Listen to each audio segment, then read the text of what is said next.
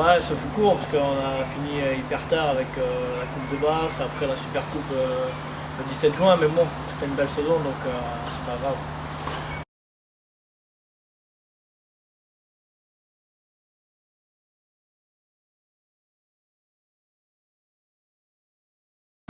Logique au vu de la saison, je pense qu'on a été une des équipes la plus régulière. On a une défaite et une sur tapis vert le premier match.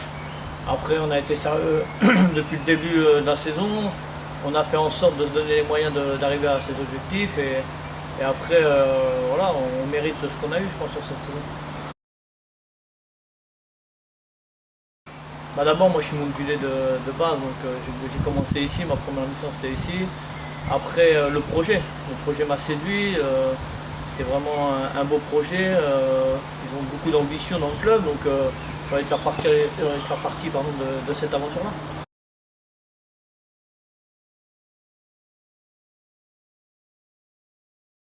Honnêtement, non, je l'ai déjà fait plusieurs fois, c'est rien pour moi en fait. Tant que je peux jouer au foot tous les jours, moi tout va bien.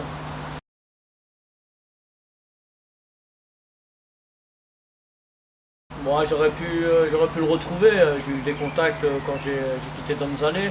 Après, j'ai fait un choix parce que j'ai eu l'arrivée d'une petite fille. Donc, j'ai préféré rentrer en France, avoir de la stabilité et que tout se passe bien pour elle. Donc, moi, c'est pas très important. À l'heure actuelle, j'ai un contrat au club.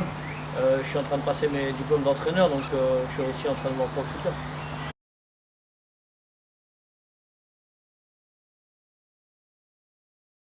Moi, comme je l'ai dit, pris ma première licence ici à Mondeville. Ensuite, j'ai enchaîné entre Mondeville et PTT en jeune.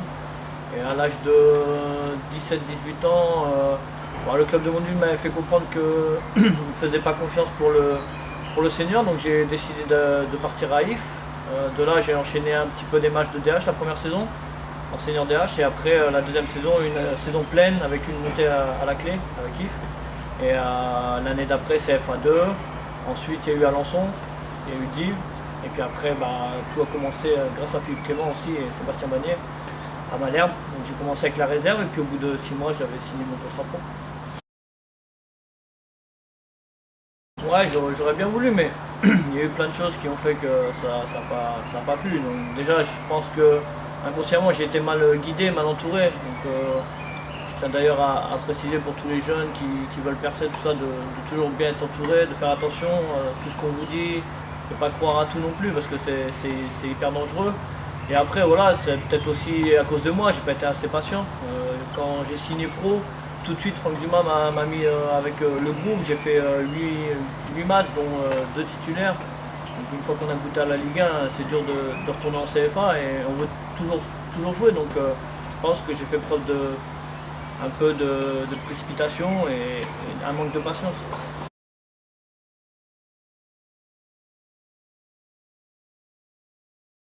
J'ai Clermont en Ligue 2, on jouait pour la montée, ça s'est pas joué sur les 2 derniers matchs, on a loupé la montée. Ensuite Amiens, qui a été un peu chaotique là-bas, pour plusieurs raisons. Je suis arrivé tard, il n'y avait pas de préparateur physique, c'était assez compliqué. Ensuite j'ai fait 4 mois à Bayeux, mais vraiment histoire de dire que je joue au foot parce que j'avais vraiment plus trop la tête à ça. Et ensuite l'été suivant, je rencontre Johan Gallon et on parle et il me propose de venir un peu à l'essai à Granville. Je viens, et ça se passe très très bien d'entrée.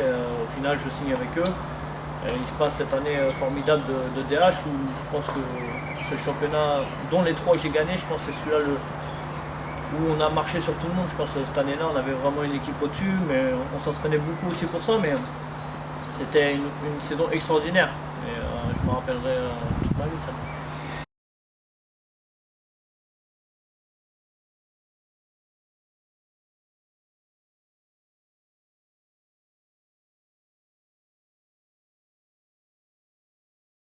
Moi, je pense que ma force numéro 1, c'est mon caractère.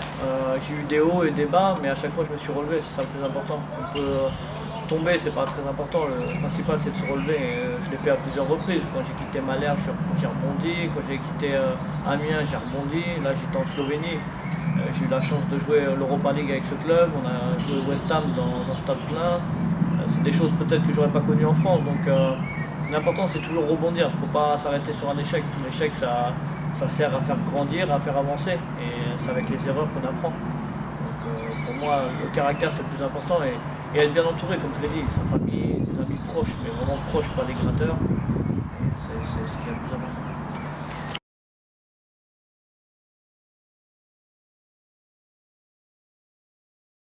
D'abord le championnat c'était un peu plus difficile qu'avec Grandville, parce qu'avec Grandville on avait fini comme avec 20 points d'avance, avec 0 défaite.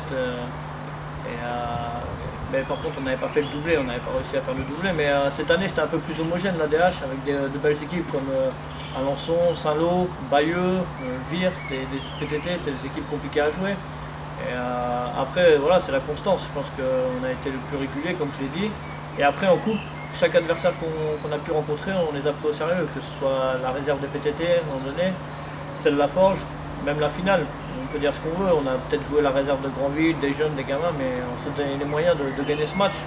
Et on l'a fait de la plus belle des manières.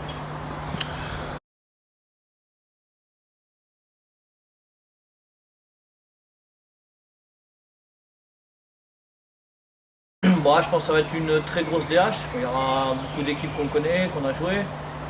Déjà, il y aura Bayeux, Alençon et Saint-Lô.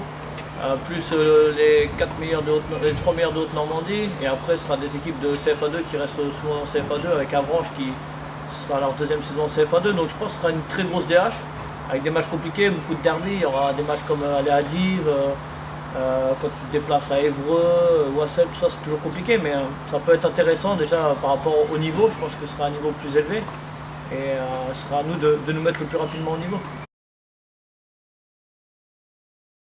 Ouais, c'est toujours plaisant de retrouver ces anciens clubs, surtout quand c'est bien passé, comme a dit avec Philippe Clément. J'ai passé une année formidable là-bas. Philippe a beaucoup apporté, donc c'est un réel plaisir de le retrouver.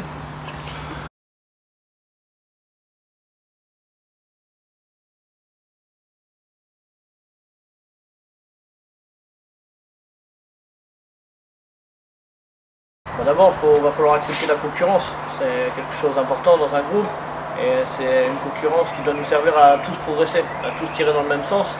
C'est la base pour continuer sur notre lancée.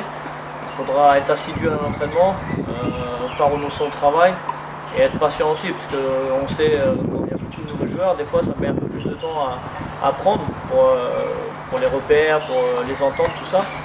Donc il faudra faire attention à tout ça, mais déjà cette année on avait un très bon groupe, un groupe hyper facile pour tout le monde. Pour le coach, je pense que c'était hyper facile à gérer. Et pour nous sur le terrain c'était vraiment extraordinaire, une très bonne ambiance, on rigolait bien à l'entraînement tout en travaillant. Je pense par rapport au recrutement, je pense que le club aimerait accéder au National 2 l'année prochaine. Après, il faut faire attention aussi de ne pas brûler les étapes. Je pense qu'il faut s'appuyer sur des clubs comme Grandville, où on a à peu près le même projet. Et il faut être patient, il faut savoir être patient tout en essayant. Voilà, si on a la possibilité à mi-saison, si on est dans le haut de tableau, on ne va pas se gêner. Mais il faut faire attention aussi de ne pas brûler les étapes, et de ne pas mettre un coup au projet rapidement.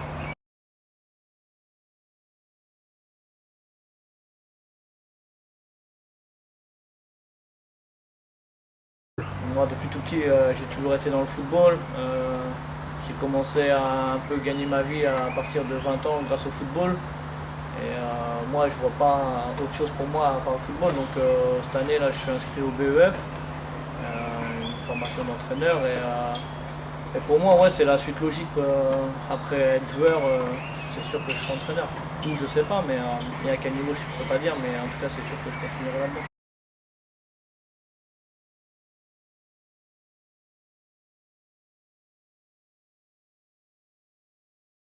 Voilà, il faut toujours être à l'écoute, toujours travailler. Il n'y a pas de mystère dans le football ou dans d'autres trucs. Ça passe par le travail, quoi qu'il arrive. Donc il faut rester concentré, à l'écoute de tout le monde, et prendre tous les conseils qu'on peut emmagasiner, parce que c'est important pour la suite. Bah, comme je l'ai dit, aider le club le plus possible à atteindre les objectifs.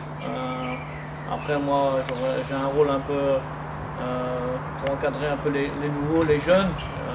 Moi, je connais bien le club, le fonctionnement, je connais bien la région, les équipes qu'on va affronter.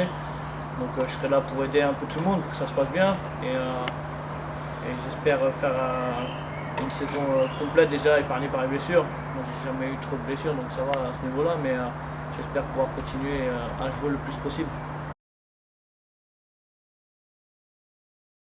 Non, je remercie Foot Actu pour toute l'année, ça a permis de nous mettre en valeur le championnat de DH et j'espère que l'année prochaine je serai encore sur les terrains et voir.